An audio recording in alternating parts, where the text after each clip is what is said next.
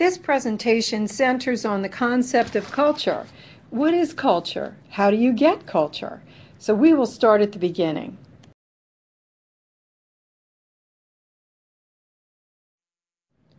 Topics discussed in this presentation include: what do anthropologists mean by the term culture? How do we as humans acquire our culture? And despite the enormous variation in different cultures, are some common features found in all cultures of the world?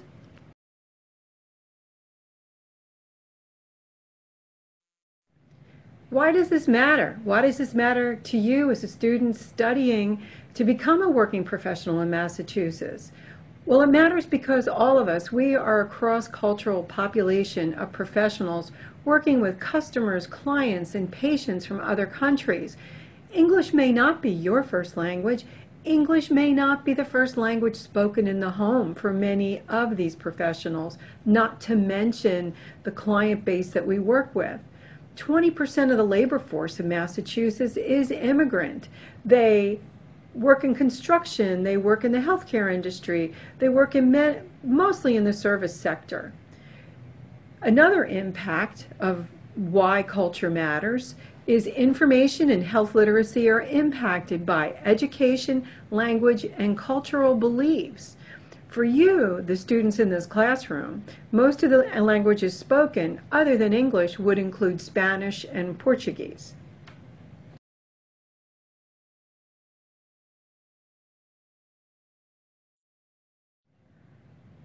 What is culture anyway? Catherine Detweiler, who is an anthropologist at University of Delaware, states that culture is around us like air. It is ubiquitous, ever present, and taken for granted.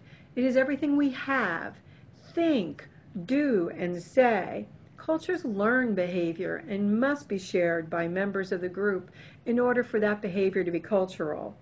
If it's not, it's an idiosyncrasy and really not part of the cultural package. So in order to answer the question, what is culture, we have to begin to think of how this all occurs. So culture is around us. It's like air. It's ubiquitous. It is everywhere, and we take it for granted.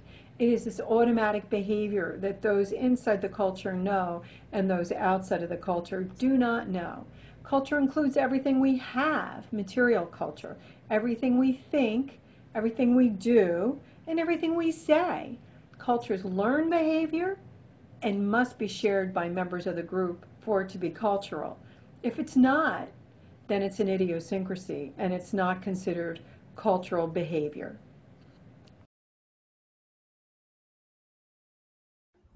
As we pay attention to culture, in the words of Catherine Detweiler, culture is there with us every day. It's whispering in our ears since birth, telling us this is the right way to live.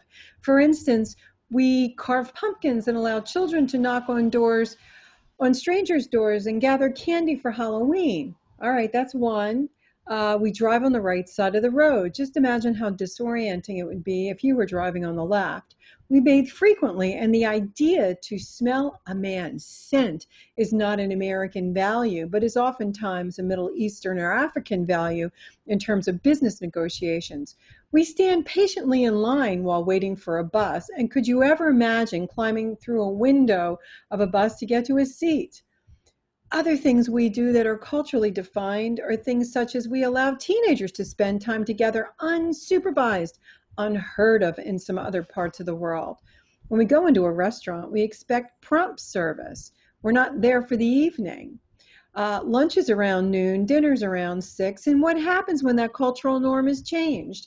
Many, many years ago, I was at University of the Americas in Cholula, Mexico, with students from Monmouth University. We were the only ones in the cafeteria at noon. There were a couple other people, but they were all gringos. We all wanted to eat lunch at noon. The rest of the student body and faculty would be there around 2 o'clock.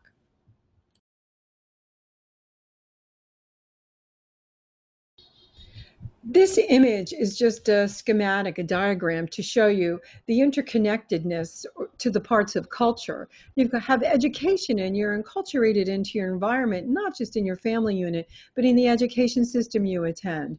Your family, once again, enculturates you into the culture of your family. Religions or spiritual belief systems embedding you in an idea of morality and how things are to be done. Governments also dictate how you will act, what you will do, and how you will do it. Art, which is around you, will depict what you think is customary and usual in your life, or will portray the lives of other peoples in other places for you to decide if you would like to incorporate some of those cultural practices into your life. That would be known as diffusion. Medicine is another piece of culture, how you look at health and wellness and illness. Marriage practices are different across cultures, and technology has changed how humans communicate.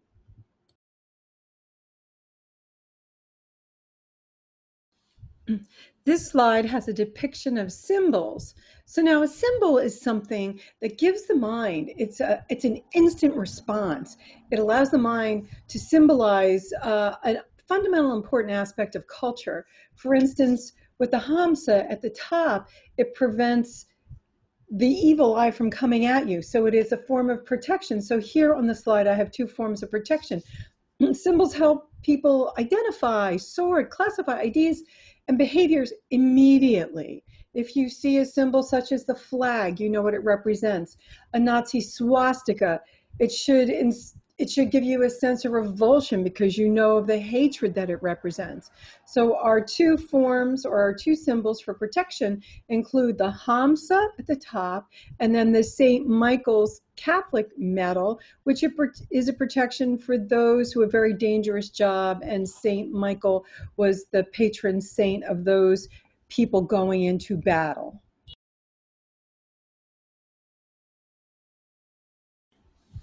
Now, in order for something, a behavior or a process or a piece of material culture, in order for something to be considered culture, culture is learned. Now, we enculturate humans into groups.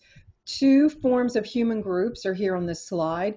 One is we enculturate children into the culture of the family. And in this family, the dad is teaching the little boy how to wash his car. And on the right side of the screen, we have cultures learned in the workplace. And this is boot camp for naval cadets.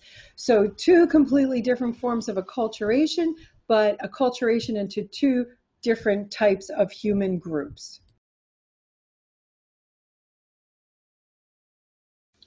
As we said before, for an element or a behavior to be cultural, it must be learned and shared. And the tea ceremony is an example of shared behavior.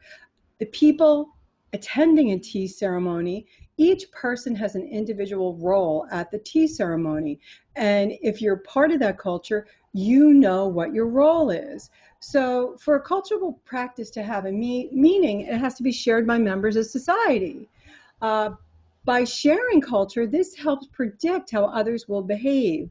Outside of our culture, misunderstandings can occur. And as this last question says, do you understand a Japanese tea ceremony? I do not think you do unless you've been to Japan or you've reenacted the tea ceremony.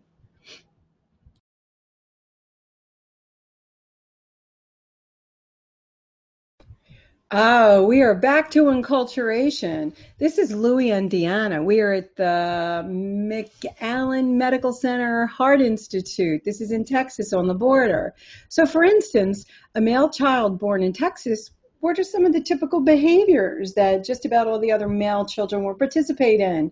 They will watch television. For this individual, he was educated in school, a community college. That was South Texas Community College in McAllen, Texas. He drives a car and he will grow up to marry one wife at a time. Yikes! One wife at a time, you say? What are you talking about? Now, here we have a male child born into the G culture. These are pastoralists. They make their living off of their animals. And what will a male child of the G in Uganda. How will this child grow up? This child will live with his cows. He will learn his education from his peers and his elders. He might go to a school, but he might not. The education may occur in the field. He will be initiated into adulthood with anointing undigested stomach contents of an ox. And being that this is a pastoralist community, polygamy is often common, and he may grow up to have 3 or 5 wives at one time if he is a man of resources.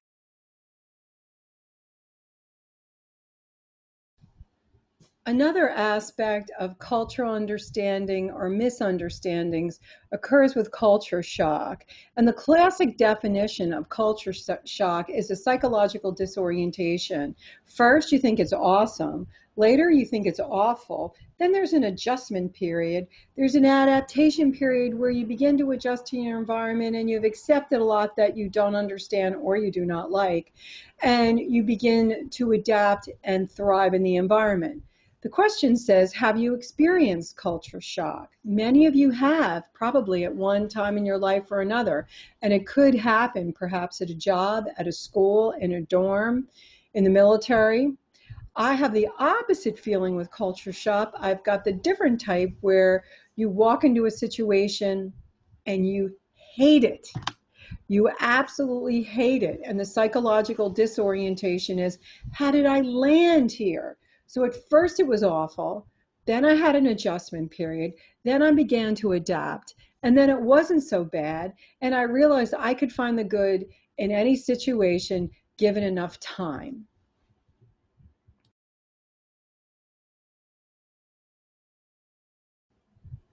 Another division of cultures are subcultures, oftentimes called co-cultures. So a subculture or co-culture is a subdivision of a national culture that shares some features with the larger society and also differs in some respects. Some examples would include ethnicity, religion, certain religions. How would I know what to do when I entered a Hindu temple? I didn't know I needed to take off my shoes and have my feet washed. Right? How would I know that? I don't have the rule book. I am an outsider. Sports are another example of co-cultures or subcultures. Extreme sports such as skateboarding, the skateboarders know the rules within the skateboard park or how they are to act within while they're skating the urban landscape, and their rules will differ from the extreme bikers. And then you also have workplace culture. Who can you talk to? What can you touch? When can you have lunch? The list goes on and on.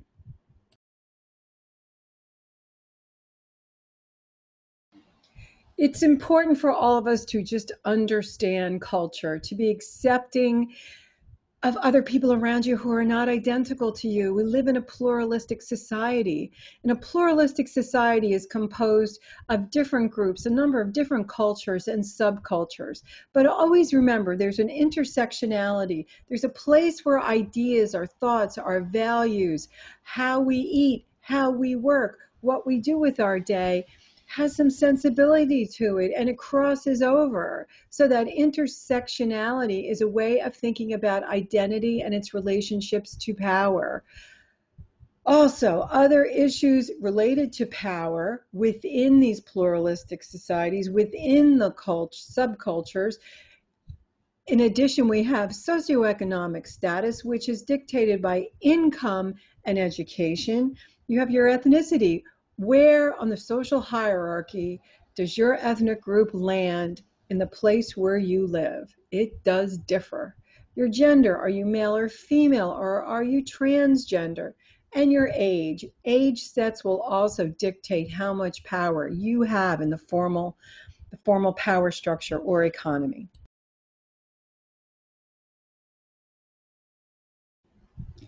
Always remember, culture's learned. It's not an instinct. Humans have very little instincts, very few instincts. Cultural behavior is learned and shared. It's not an instinct. Humans are born with very few or very little predetermined behavior. For instance, caring for an infant, that is learned. Humans do not know how to care for babies once they're born if they're never exposed to care of an infant. Navigating a whiteout for the Inuit in the Arctic, that is learned behavior. It is not genetically coded.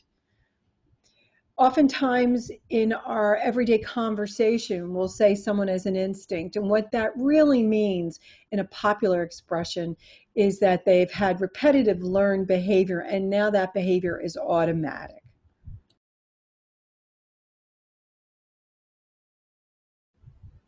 One aspect of culture that crosses over into workplace culture, social events, is punctuality. North Americans place a high value on punctuality, schedules, and deadlines, and we expect you to be at work on time.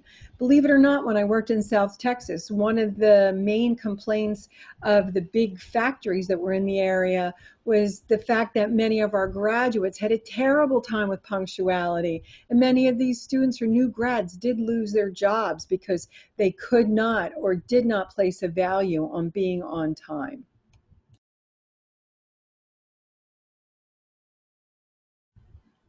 Beauty and our bodies. This Mercy woman from Ethiopia has colorful lip and earlobe plates. It's a cultural principle about the idea of beauty. This is not considered beautiful in American or North American culture. Each cultural area will display what they believe to be an attribute or something is beautiful. So beauty is culturally defined.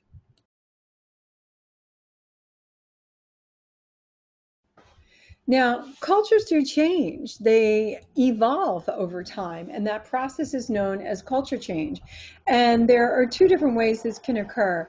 It can occur from the inside with internal changes known as innovations, and it can spread to other cultures and occur in societies with the greatest number of cultural elements. Oftentimes, innovations will take an idea or an invention and then blow that up and make it 10 times better. That's actually where money is made with inventions. It's not made with the first inventor, but with those who innovate on top of that first idea. The second one are external changes, which are known as it is known as cultural diffusion. It's the spreading of cultural elements from one culture to another. It's responsible for the greatest amount of culture change in any society. So think of diffusion or fusion music, or diffusion or fusion food. You can have blending Afro-Brazilian music, many different depictions of cultural diffusion.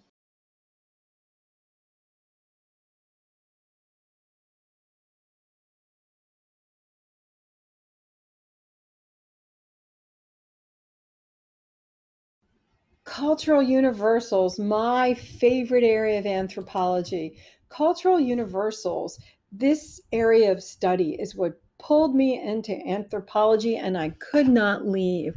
For instance, although marriage practices in Africa and the United States differ, both sets of practices are responses to the universal need to have an orderly system of mating and child rearing, of who owns the children, whose lineage does a child belong to. That is a culture. Examples of cultural universals include economic systems. If you have more food than you can use in any growing season, the food must be stored. And then whoever is in charge of that food gains power. And that's how one of the beginning steps is stratifying society. You've got systems of marriage and family. Who do the offspring belong to? You've got educational systems. Are they informal or are they formal? You've got a system of social control. Social control can happen through politics, meaning a set of laws, or it can also happen with a system of supernatural beliefs. The supernatural can dictate your behavior. You have systems of communication, which can include language, song, melody, drum beats.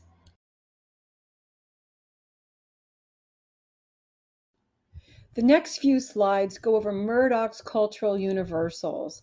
These are the cultural behaviors, the cultural elements found in almost every culture, which are found in almost every culture, making it a universal, such as age grading, athletics, body adornment, a calendar, tracking time, cleanliness training, etiquette, what's right, what's wrong, faith healing, how do you get better, Family structure, feasting, who gets to feast, what do you eat, how is it prepared? Fire making, there are inheritance rules. Joking, believe it or not, is a cultural universal and generally found across cultures. Kinship groups, who's in your kinship group? Is it a blood relative or is it a friendship relative? Is it a trading partner? Kin terminology, how you set up names and rules as to who are your kin. Language is a cultural universal. Penal sanctions are punishments for people who operate outside of a cultural norm. Personal names or nicknames, that's a cultural universal. Population policy, meaning birth control policy. Postnatal care, how is a baby taken care of once it is born? Pregnancy usages, how you treat someone who's pregnant.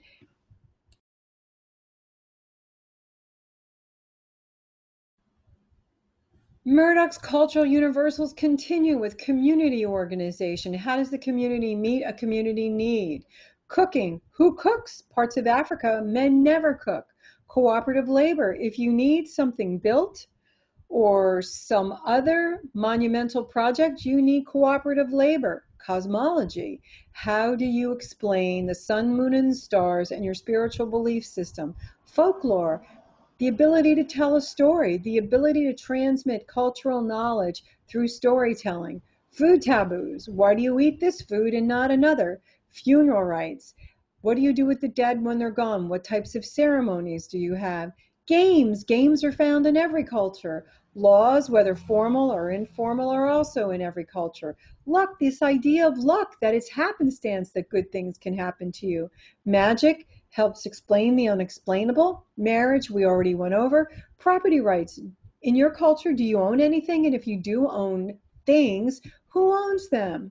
Supernatural beings. Can everyone interact with the supernatural, or do you need a priest or a shaman? Puberty customs, rites of passage into adulthood, and different types of religious rituals.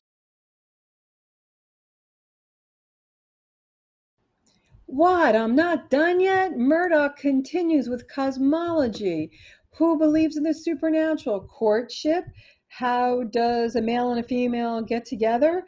Dancing, decorative arts, divination. How do you tell the future? Games, are back to games. Gestures. Gestures are a cultural universal.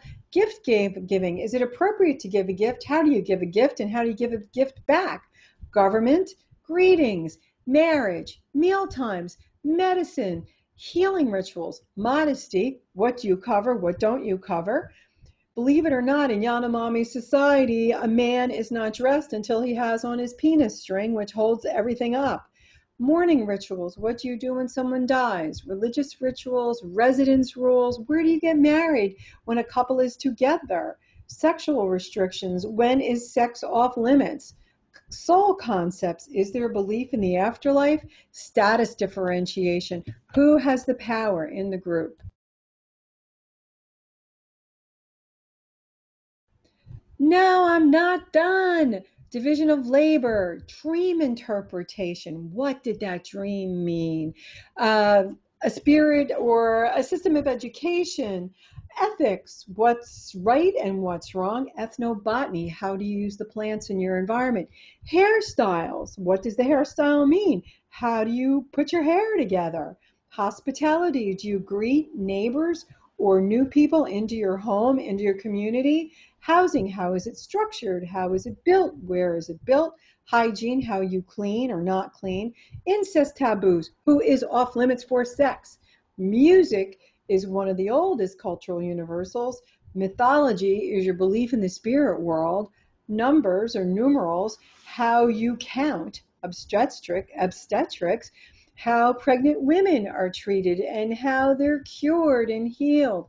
Penal sanctions, which I think showed up in another slide. How do you deal with people who act outside the cultural norms? Surgery, tool making, trade, weaning of children off the breast, and how do you control the weather?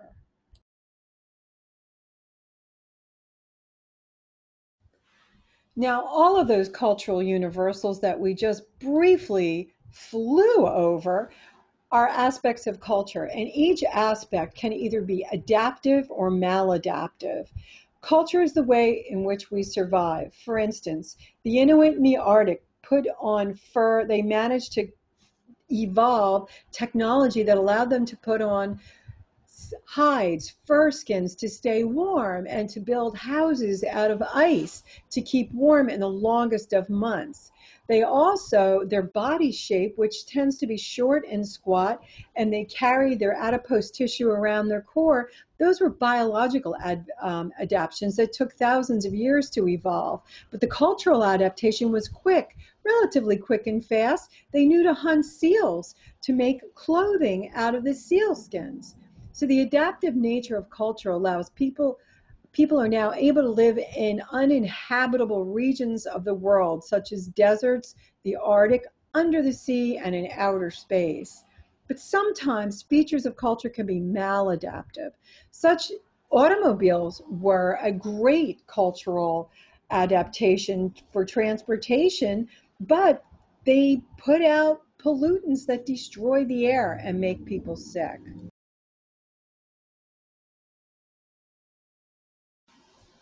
Rules for appropriate cultural behavior. To a left, we have a maladaptive cultural trait, which is binge drinking in your senior year of high school. But then we have an adaptive cultural trait. These are the children from Oaxaca Street Children, the nonprofit that I work with. And these little kids are taught how to brush their teeth and wash their hands before and after they eat breakfast and lunch.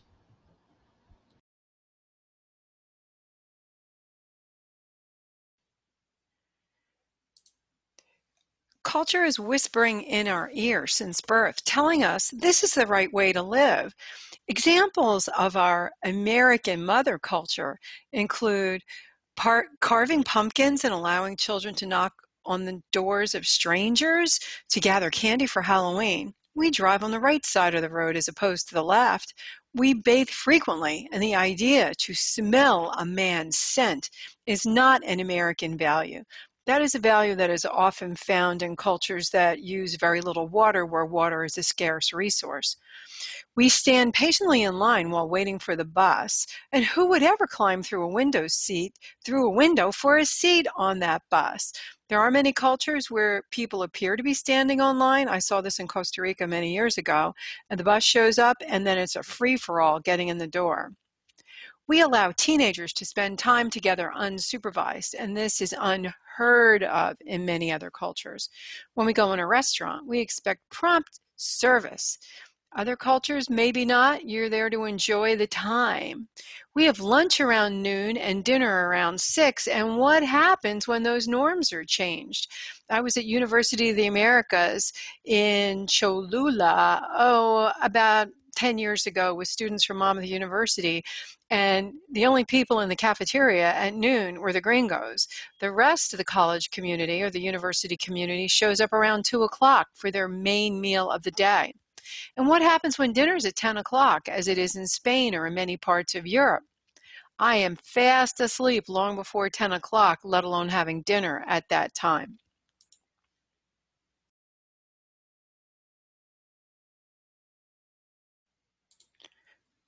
This slide shows the interconnectedness of the parts of culture. Imagine you're in the center, and the center, the intersection of all these different pieces, is you, the student, or a person. And what impacts your life? You've got education, you have your family expectations, ideas, values, your family culture, you have religion. If you are a faith-based person, there is government. There are government ideas on how you're supposed to act. Supposedly, when you're 18, you can vote. Will you vote? I hope you will vote. You're impacted by art and the beauty around you. You're impacted by medicine and your beliefs as to how you are to stay healthy and what you're supposed to do when you are sick. You're impacted by your marriage beliefs. Who's an appropriate marriage partner? When do you get married? How do you get married? And then technology, which brings the world from the outside into your life.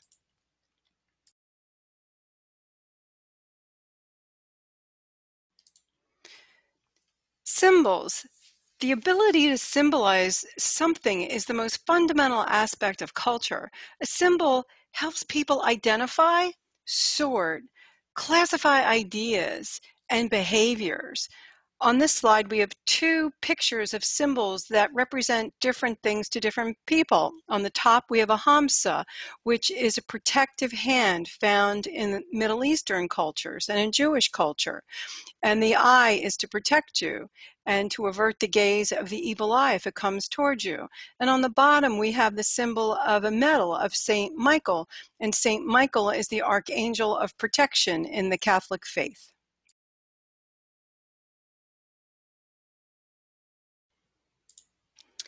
Remember, we spoke about culture. In order for a behavior or an item or another entity to be considered part of culture, it must be learned behavior, and it must be shared. Now, learning culture begins within the family. It begins when you're an infant and your expectations of light and dark, hot and cold, when you're fed, how you're held, who holds you, the taste of the foods you have to eat, the things that make you feel better, the way you are taught to self-soothe as an infant. That's part of your culture, and you learn it in your family as a baby and through life. We also learn culture in our workplace. That's called enculturation. As a child, you are enculturated into the culture of your family. And as you get older, you are enculturated into the workplace. The two images we have here shows a child learning to clean the family car or to wash his car as he may get older. And in the other image, we have culture learned in the workplace. That's boot camp at the Naval Academy.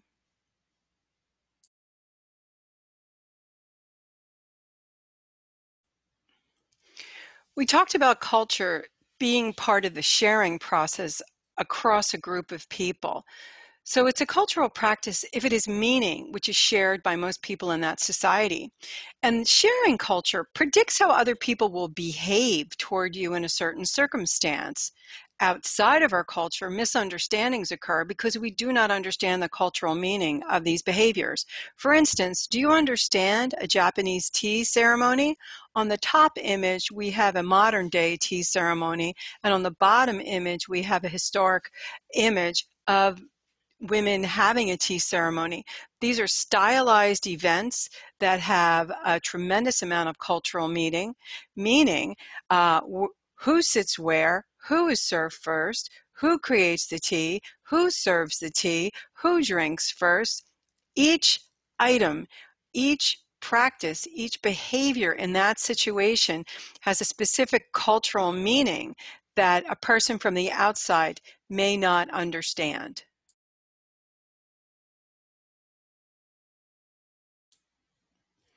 Yes, culture is learned. You are enculturated into your work group. You are enculturated into the program you are in your education. For instance, a male child born in Texas, here is Louis. Louis is at the Heart Hospital in McAllen, Texas. I formerly taught respiratory therapy in McAllen, Texas, and the Heart Hospital was one of our clinical sites. We have Louis in the front. He's a respiratory therapist, and Deanna in the back. She's also a respiratory therapist. But these two are students doing their clinical rotation at the Heart Hospital. But let's focus on Louis. He lives in Texas. He watches television. These are just part of the cultural package of almost any young man as he grows up in a state in the United States. He watches television. He is being educated in a school at South Texas College, which in the respiratory therapy program. He drives a car, and he will grow up to marry one wife at a time.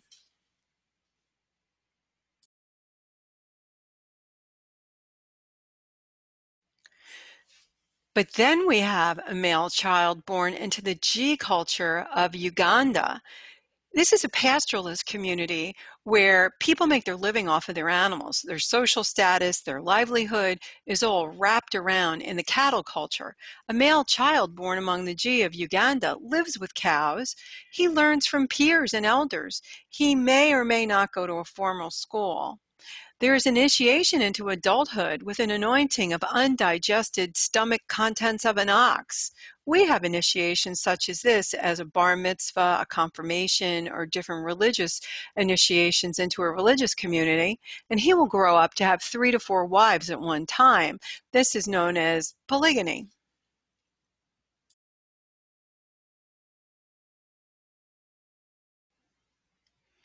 Ah, culture shock.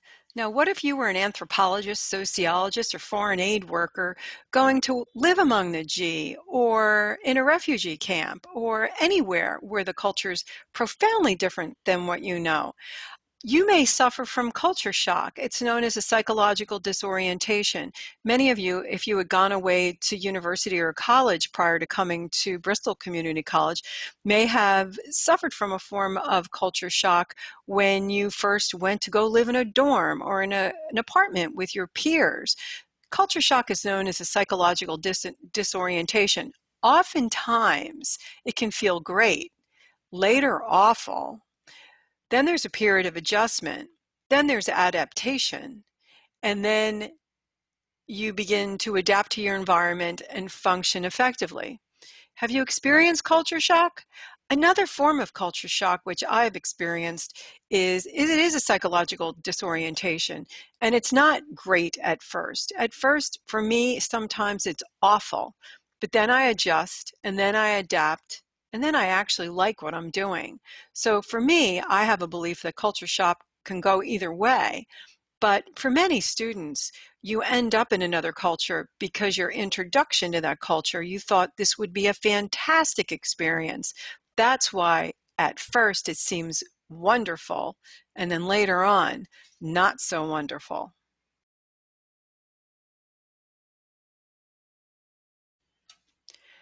Subcultures, also known as co-cultures, are those cultures that we operate with every day within our own society. It's a subdivision of a national culture that shares some features with the larger society and also differs in other ways.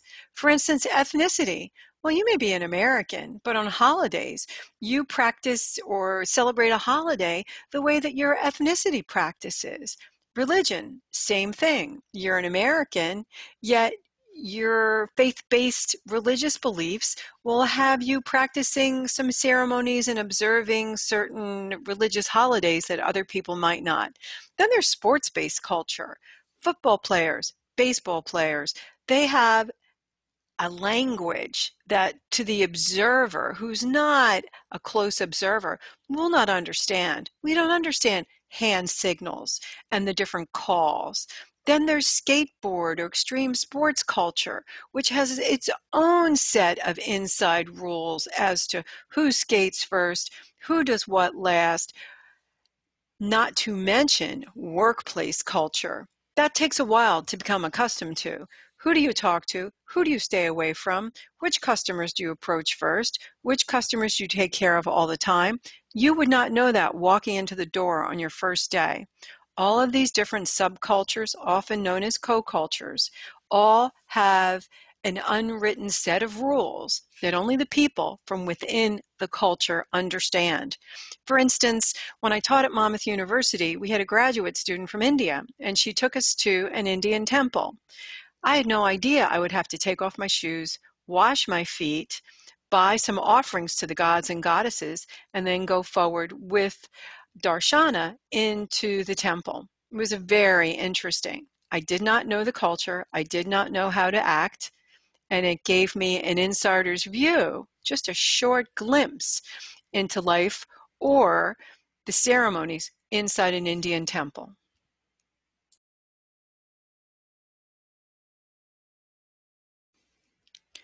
Pluralistic societies. So we just talked about subcultures, also known as co-cultures. Pluralistic societies are those societies that have groupings of different cultures within those societies.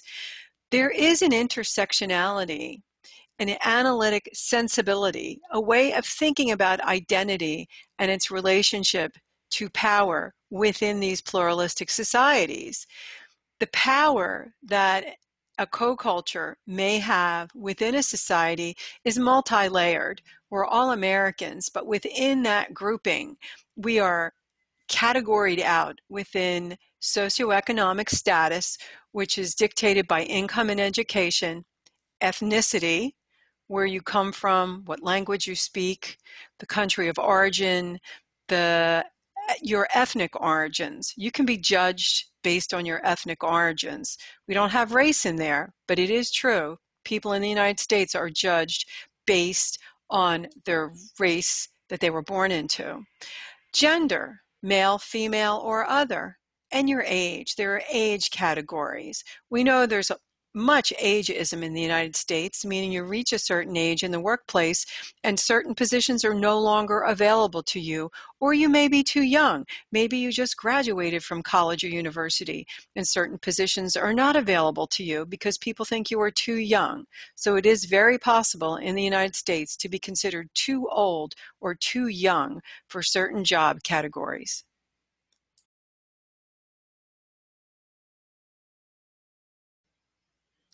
Back to the idea of culture being a learned, the behavior needs to be learned. Remember, learned and shared. It's not instinctual. Instinctual means, from the most scientific point of view, it means that it's genetically coded. Humans are born with very little predetermined behavior. For instance, caring for an infant is learned.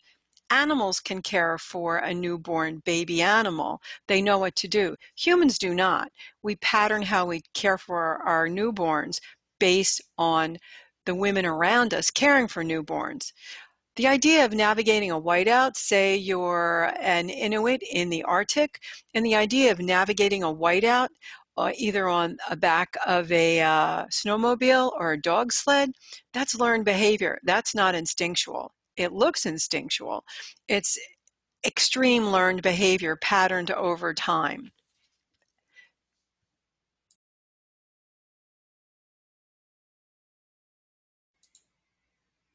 Punctuality. What do we know about punctuality? North Americans place a high value on punctuality, schedules, and deadlines. You better be on time for work. In certain industries, to be late for work is really close to a mortal sin.